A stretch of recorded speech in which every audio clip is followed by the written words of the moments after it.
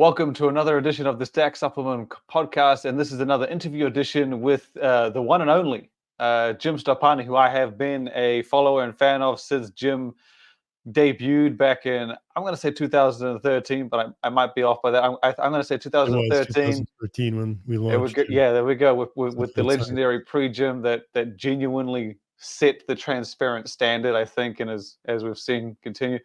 And so, yeah, it's fantastic to have you on the show. Welcome. Thanks for having me, Shane. Pleasure to be here. So, yeah, we're here to talk about the JYM bar, or the JYM Protein Bar, which you guys dived into the space you guys dived into a year or two ago with, one of the most unique competitors I'd seen for, again, fitting with the macros. I prefer high protein and low carb, which is what you'd expect with the category of protein bar.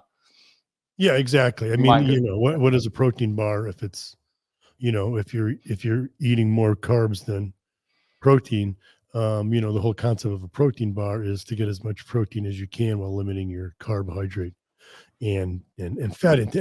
Again, depending on the person and their goals. But when we're talking about our space, the fitness space, most people are interested in getting in the protein and minimizing the carbohydrates as well as the fat, particularly the carbohydrates, even more so than the fat, which is why we launched the original JYM bar a few years ago, which was 20 grams of protein, only 6 grams of total carbs, complete total carbs in the entire bar. Yeah.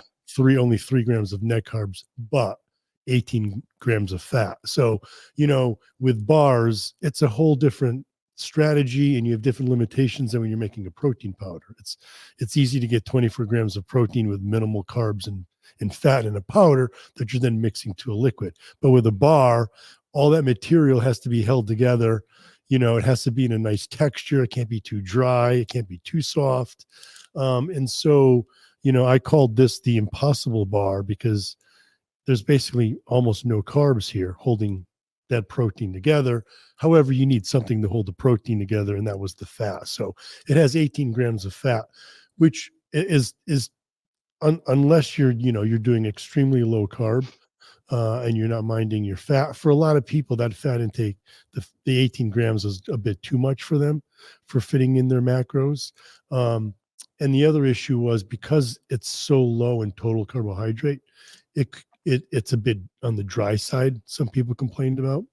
And again, like you and I, I thought this bar was magical because of those macros, 100%. as you said. Exactly. And the taste, despite all that, the taste was pretty damn amazing. You know what I mean? Given those macros. However, COVID came along, right? We launched this right around COVID. Okay.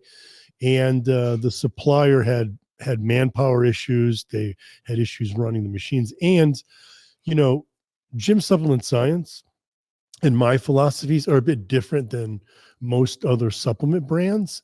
I have standards that I absolutely will not ignore. And that is, with the protein, is isolates. So I only will use isolates because, again, we're talking about maximizing protein intake, minimizing carb intake. And when we're talking about isolates, like whey protein isolate, we know that you get less lactose with the isolate than you do with the concentrate. So when we were running these bars, we were the first brand to come along and demand an isolate, which they weren't set up to do. You need the extra carbs, that lactose in there when you're making the coating and whatnot. So this bar was very hard for the manufacturer to run. It caused numerous problems. And then we weren't able to get the coating in the isolate form. So we had to nix this bar, unfortunately. But again, like I said, a lot of people complained about the fat content. So fast forward to 2024, and we now have the new version of the JYM bar in chocolate chip cookie dough and in chocolate coconut. Now the macros are much different than the original. The other issue with this bar was we launched this in like July, okay, and then we had to ship these bars, okay. Now, even Amazon in the summer, they limit there's certain chocolates that they will not ship because they do not arrive in an acceptable form. When many of the consumers got these bars, it was literally like a Yeah, liquid. It I was was, liquid, I literally. was, I was, I was one of them. But it wasn't that it was liquid. It was that I got it, and I remember picking one up, and I'm like, "Oh, this is a tapered bar." Like it started really small and then got really big. And then I was like, I opened it up, and I was like, "Oh shit! All the chocolate had slid down to 1 inch." Yes, It wasn't yes, liquid. It had hardened yeah, again, but it yeah, was. Some of them turned out good. Like a lot of yeah, them turned out good. It was just the one on top that I was like, "Oh damn, this yes, this this one yes, got hot."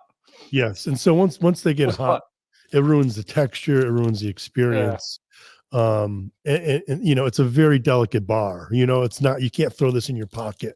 You can't even throw this in your backpack without it, melting, getting deformed, and then that texture is just not the same. It's just not the same. So we moved on. And now we've got the new Gym Bar. Again, completely different macros. Again, still using the isolates for the protein, but now we're looking at 16 grams of protein, only 4 to 5 grams of fat per bar. And then on the net carbs, we're only looking at about 4 to 5 grams of net. And I say 4 to 5 and because it depends on, there's a little more yes. fat in the coconut, like a gram more in the coconut than there is. But again, very low carb, net carb. Now, if you look on the wrapper, right, the total carbs are around 20 something, what is it, 23 grams of carbs. 13 grams of that is fiber. And there we're talking about Yeah. polydextrose and inulin. And a lot of people don't really understand what polydextrose is. Um, and polydextrose has gotten a sort of a bad rap because it is man-made, right? So all the polydextrose is glucose units that have been bound together, right, to form basically a starch. But those bonds of the glucose cannot be broken down by the enzymes in the small intestine. So it passes through the intestines without being absorbed. Now, a lot of people, like I said, will tell you that's a negative thing. But when you look at the research on polydextrose, it's a soluble fiber and it's a prebiotic. And in fact, what the research shows is that as little as like 5 grams of polydextrose will increase the growth of good bacteria, mainly your bifidus and your lactobacillus.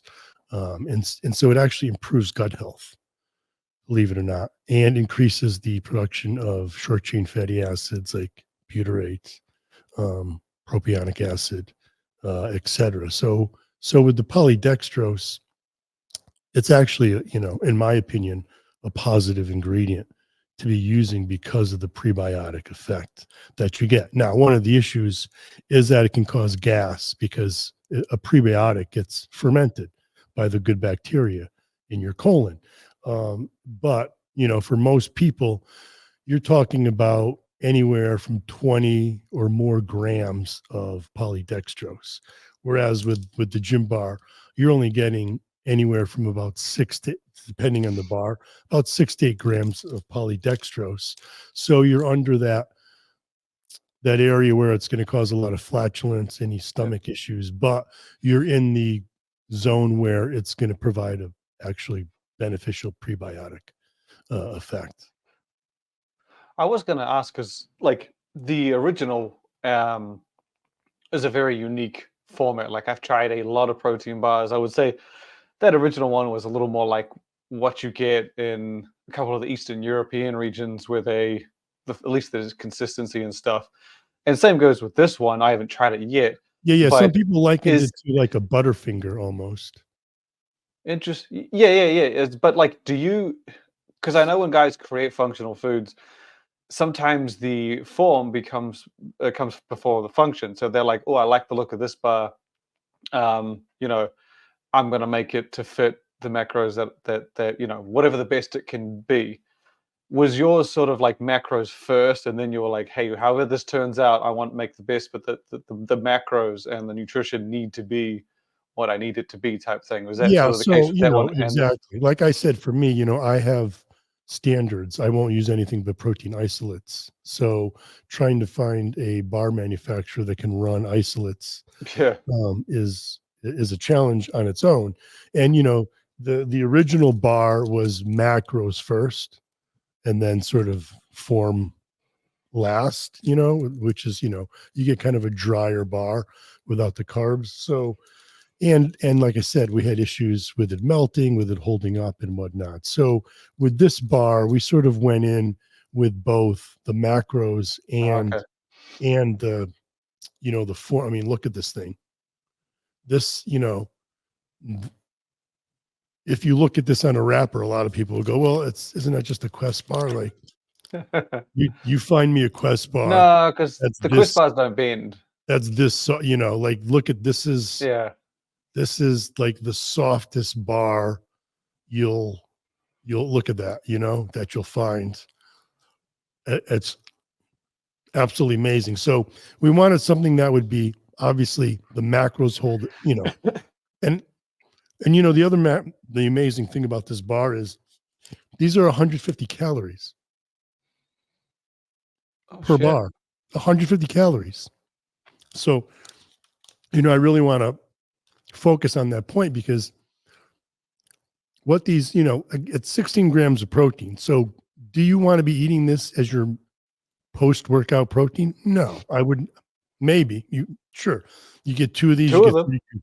32 grams of protein. But where this really fits in is, if you're macro conscious and you're counting your calories, you're counting your macros, and you want a snack, right? That's not going to blow. Yeah.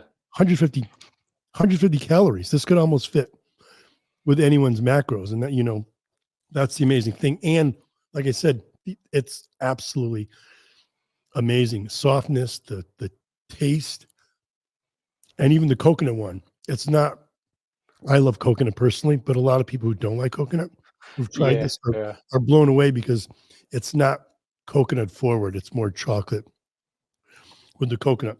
Then on the cookie dough, what I have in here is, again, it's soft, but there's pea protein crisps, chocolate crisps in here. So you're getting this texture of the softness of that bar, but you're also getting the crunch from those pea protein inclusions in there. So you're getting this crisp with the softness, which is a completely different experience from the coconut one, which is very, very soft. You get the nice crispness there. So what I was trying to do was really make something that's a treat, like a true treat, something that you're going to look forward to. I get a sweet tooth sort of in the end of the day. And with all the activity I do, it's typically not a problem for me. Sorry, I'm still chewing No, that's so on good. the bar. But what I found is since we have the bars now at night, instead of reaching for like, a piece of regular chocolate, a Reese's peanut butter cup or something like that, I'm reaching for these. It's satisfying my cravings. It's not adding all the sugar. It's not adding all the fat, and I'm getting, an extra boost of 16 grams of protein. So again, to sort of long-wind answer your question, I went in this one as, look, the macros need to add up, but the bar needs to be able to travel.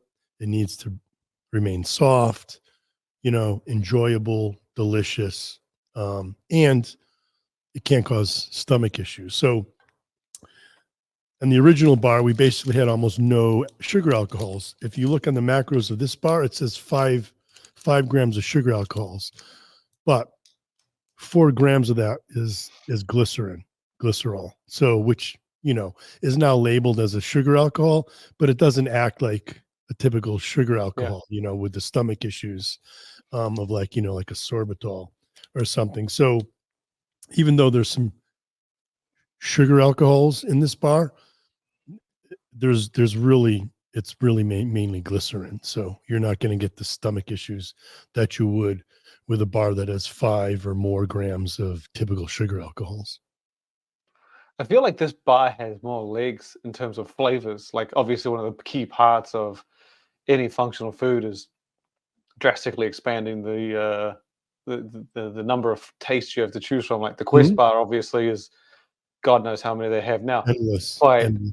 like your original one, I felt like was very like it didn't really have many other places it could go. Like Yeah, where because you could you had know what I that, mean? Like, yes, yeah, like it was peanut butter inside, chocolate outside. Whereas this one, the first two flavors are drastically different. You got coconut and chocolate in one, yes. cookie dough And with the crisp we do have pieces. a peanut butter chocolate coming as well, so Yeah, I but feel like yes, you like it just it opens you up to like agreed, as it agreed. grows, you could easily add more, and it would like it would you wouldn't be limited on trying to fit in with like the original, which had to have Yeah, that the sort of original, right, peanutty the center. original with the high fat, something like a peanut butter is gonna go well because it's already, Yeah, a fat source, but, like, what if we wanted to try to do, like, a chocolate raspberry? It yeah, You know what I mean? Like, it's it it's wasn't gonna work. no, it's not gonna work, whereas with this, we could do all it's the flavor options are limitless. I think the calorie count is pretty impressive because even though it obviously the bar may have 20 grams, 25, 15, whatever it may be, like the calorie is always a huge factor for anyone. Like if it has 20 grams of protein and 300 calories, it's out. Like, but Right, if yeah, it's got for a lot of people, yeah, that's right. and if That's it's over the got limit. lower protein, but the calories are there, opens you up to even more. So I think the calorie is arguably the more important part when people go fishing for protein snacks, and being under 200 calories is a huge rarity It is. in my It's eyes. Like tough you to just don't find a see that bar often. that's under 200 and Yeah, and actually tastes like a candy bar. yeah. Was it the was the calorie sort of like because like you said you designed it because if you designed the first one function more function first, and this one little bit of a balance, but then your calories ended up being what they were. Was that sort of part of the goal, or you were just like, hey, Yeah, we that was got definitely part the that was format? one of the major goals because we really listened to, 50% of the people loved this bar, like loved it, are begging for it again, but the other 50% had issues with it. And so we really listened carefully to what those issues were for the other 50%. And, Yeah. one of them was this is a 250 calorie bar. Okay. For most people, not so bad. But like I said, what are most people looking for when they're reaching for a bar? Something that they can fit in to their already stringent diet. You know what Yeah. I'm saying? If if they weren't following a stringent diet where they had limitations, go grab a Snickers bar, enjoy yourself. You know what I mean? And call it a day, right? That's not the customer we're looking for. Or the customer that we're making the bars for. We're making bars for the people that are reaching for bars because there's a reason. And so once you're getting in the 250 range and 18 grams of fat, that Yeah. that cancels this bar for a lot of people. And so that's why we went into this one with really wanting to create a very low calorie option for people that gave them protein. It was a great snack that they could feel good about. It's not going to blow their macros. It's not going to blow their calories for the day, and it's not going to cause stomach issues. Did you because I commend the approach of having the non 20 grams of protein because for a while there like brands with just it's 20 grams of protein per bar or get out of town type thing, kind of Right. like 25 grams of protein and protein powders. Was that sort of and I've seen this with a few other functional companies that they sort of adjust the taste and maybe they have to sacrifice a gram or a few of protein. Was that sort of the case here and how you got to the 16, or was it Definitely, mm, definitely. oh, We okay. could have cranked up to 20 grams of protein, but then the texture would be completely Yeah, different. yeah, Um, you know, um, so we again sacrifice some of the protein, but again, you're getting 16 grams of protein here, and like I said, you know, 150. would I choose this as my post-workout protein snack? I mean, if I have two, sure, you know, you could do that. But again, the real, you know, what is the real purpose of a bar? You know, it's to be able to, like you said, either have something on the go that's, you know, going to be a nice, easy snack, hits your macros, protein forward, right? Low carb, low fat, um, and low calories. So that was really one of the major um, check, you know, marks that we wanted to get checked off. You know, right around that 100. It has to be under 200 calories. So that, like you said, we're not limiting those people who are, you know, like I said, what are most people looking for in a bar? And like you said, protein is critical, but instead of like making this a 25-gram protein bar and calling out, look, this is the highest protein bar. Sure, it doesn't taste so great. You know, this one, it's 16 grams of protein, not the highest protein bar you can get, but I dare you to find a bar that tastes better, stays soft, you know, I travels feel well. I feel that balance though is probably like pretty damn good because if you were to scale, I'm just going to use my calculator here. If you were to scale that 16 grams up to 20 grams, that would still keep you in the realm of 190 calories, even if you were to sort of, you know, justify it by Sure. like if you were to have 20 grams worth of this, which, like I said, it's a ridiculously tough number to beat. Most 200 to 220, and that's Right. sitting below it. Yes. There was Right. like But a again, the other issue, sorry to cut you off with that, no, that's getting good. in an extra 4 or 5 grams of protein is now all the texture. It's Yeah, like I said, it's not like throwing protein in a jug, a powder that you're doing and then mix in fluid.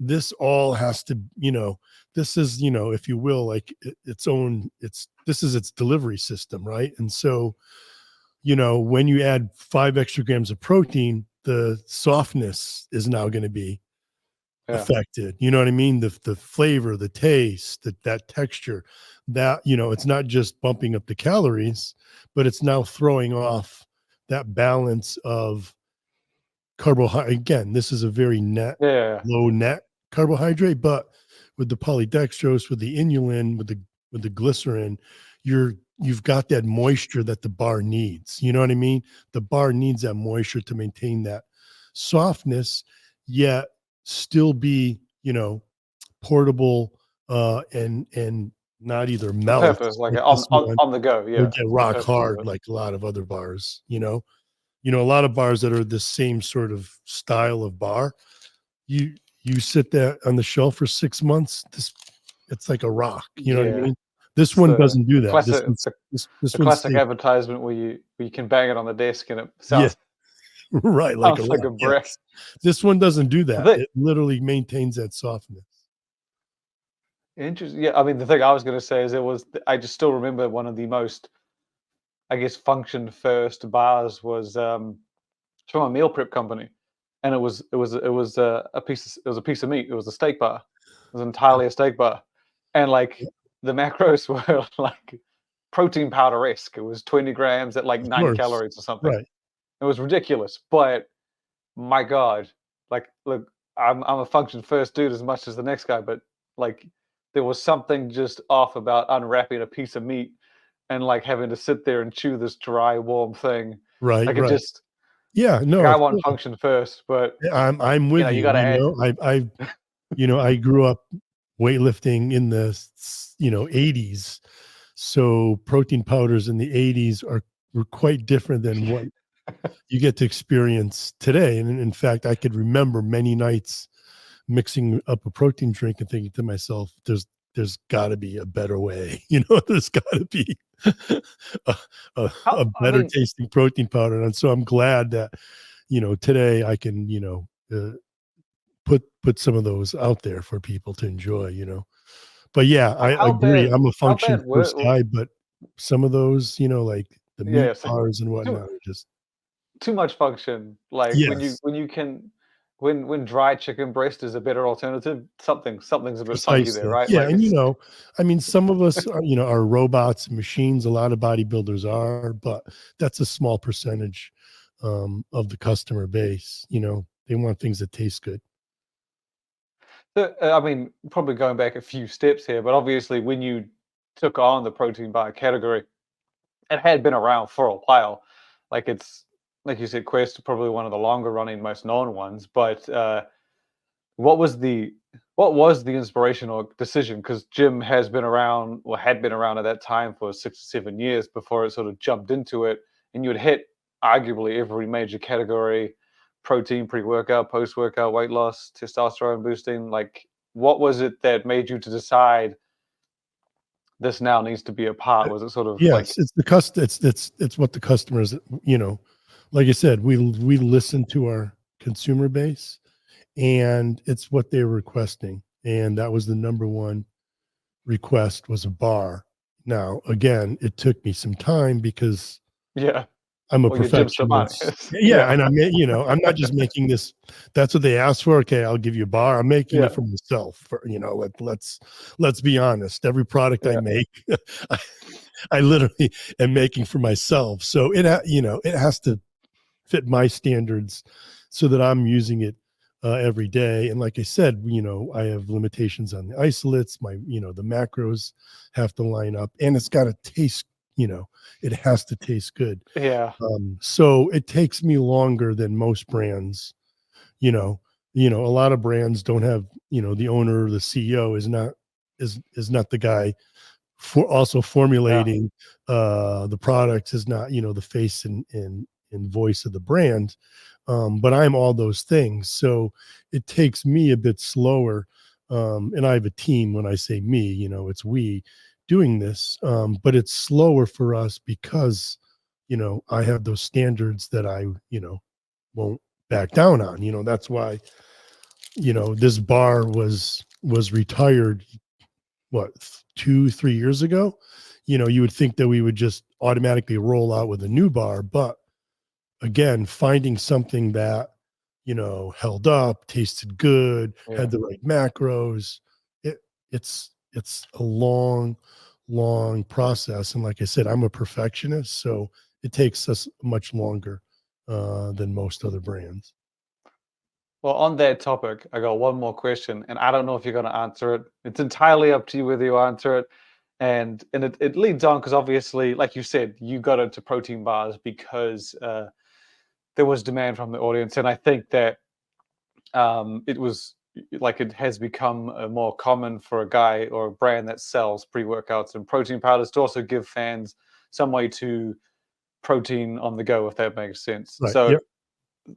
right now, and I know you guys have mentioned this, obviously, the energy drink space has been Oh yeah. calling Yes. the gym name. And with it, like again, I know that, like you said, you're a perfectionist, and I think that the first we heard of this was a few months ago, so it might still be 3 years in the making. But I figured I would ask: was there anything that that you wanted to sort of say, like, or kind of I guess confirm, like obviously the energy category has been around for decades. It's taken a whole new shape with sports nutrition guys bringing in their expertise. Is this something that you feel that you can do with that, like you said, with the gym style that we're going to see on what I'm assuming is still very much under development? Yeah. Oh yeah, for sure. And again, it gets back to what the consumers are asking. And Yeah, after bars, the next thing that they're asking for, the, you know, biggest ask we get is an energy drink, and not, you know, pre-gym, not, you know, a yeah, ready to like a drink. You know, general everyday. we go walk into a 7-Eleven, bang, Yes, you yeah, know, grab that Ghost, has one C4. Like you said, that space has really changed, from, you know, the Red Bulls and the Monsters to yeah, you know, sports nutrition with, you know, some real ingredients being added to, you know, real nutrients being added. You can see alpha GPC being added now, you know, um, carnitine, et cetera, branched chain amino acids, how much. But again, you know, that has really changed. And so, yeah, we've been working on an energy drink, and we have a really great one. But, you know, I'm, you know, how do I put this? You know, energy drinks are, that's a business in its own. You know what I mean? Like, Oh yeah, and yeah. so, for our team, we're really focused on sports nutrition, right? Um, and so to really have a successful energy drink, there's a lot on distribution, that's really a whole it doesn't matter how good the energy drink is, it could be amazing, right? But if you don't have the proper distribution, um, It's a waste of time. it is it really is a waste of time. And to get that distribution, you you have to give away a lot of cans or bottles of your energy. In fact, we're in Vitamin Shop, and every weekend they have, I think, $1 A energy drink dollar. weekend where you can go in and get any of their energy drinks for $1. So, those brands are losing massive amounts of. It's not Vitamin Shop that's losing the money. It's those brands are basically giving away those cans for those dollar weekends. And again, like I said, I'm less of a businessman, and my business partner, Mike McElwain, Yes, sir. he's another exercise science guy like me. So we're really more focused on providing people, tools that work, solutions. And again, people are asking for that energy drink. We have a great one. We think would steer a lot of people away from other ones for this one, but until we can really sort of hammer out all those details on the Yeah, distribution, yeah, yeah. et cetera, that's where we are with that. The formula is 99% done on the Gym energy drink. It's really just the sort of that business aspect of the distribution and how do we play that game, and the other Interesting. thing is, unlike a lot of other brands, we don't have investors. We don't have a Yeah. we don't have a big investment firm that's funneling us cash. So we're only using the cash that we get from the business directly. That's we don't, like I said, we don't have any investors. So are we able to put that much money forward into that energy drink category to, like you said, to make it worthwhile? That's what we're trying to figure out. Oh, I know guys that I had talked to someone a couple weeks back, and he said until you're doing tens of millions, it's almost not much point doing it. Yeah. He was just like the Yeah. distribution and volume you have to do is just crazy, and like so it has that appeal where like when you see someone doing well, it might look cool, but they might actually not be doing Yes, as well exactly. as yeah. Exactly. Because, like I said, there's those dollar drink weekends at Vitamin Shop. There's the going out to all Mm. the little fitness and bodybuilding shows and literally just giving away free cans of your energy drink to get Yeah, people to try I've it. seen it. It's So, great. a lot of times you see on social media these energy drink companies that have just come up and they look like, oh wow, they must be making, you know, buku bucks and with that energy drink, but you really you don't know what the expense is that's gotten them there. They may not even have broken even yet. Yeah, it's a yeah. I mean, you definitely touched on some interesting points about your one because as soon as I think I saw, I don't know where I saw it. Was it might have been Mike? It might have been you. Someone mentioned energy drink in gym, and there was like a quote or something, and I was like, oh, dude, what the hell would Jim do if he did an energy drink? And it ran in my brain. I was like, I've seen him do, Right. post gym. You split the carbs and the actives, like and you put it in one box. Like you did the protein bar with like powder peanut butter in the center and chocolate on the outside. I was like, if he were, and I couldn't think of anything, so I was like, I just really want to see how this turns out because I just Right. and like sports nutrition guys, that's the best part about brands of this industry is that they bring so much to the table without even trying almost like their walks of life, their expertise, their ingredients, their maybe there's a component that they like specifically, and they're just going to put it in there because they like it. That just brings so much life to a category, Right. as Yes. we've Agreed. seen with energy drinks. So I'm looking forward to it. Whenever that time it is, I'm going to be Right. waiting to see how it turns out. But yeah, so the Gym Protein Bar, it's coming out. Is it it's coming out soon, right? It's not now. If I'm not Yeah, so mistaken. we're officially launching it this Friday. Okay. It'll Yeah. be available at jimsubs.com, but I believe you can actually go online at GNC right now and purchase them. Oh. Oh, I did not know that. Well, Yeah. since this won't be going live and for another few days at least, I might have tried it between now and then. So we'll we'll see. But no, thank you for stopping in, answering all the Oh, you're kidding. questions, Thank and you. I appreciate the invite. no, awesome. And yeah, I'm guessing I'll have you back on when the energy drink rolls out. For sure. You can get if we do the energy drink, When you get there, when you get there. yes, we'll definitely be back.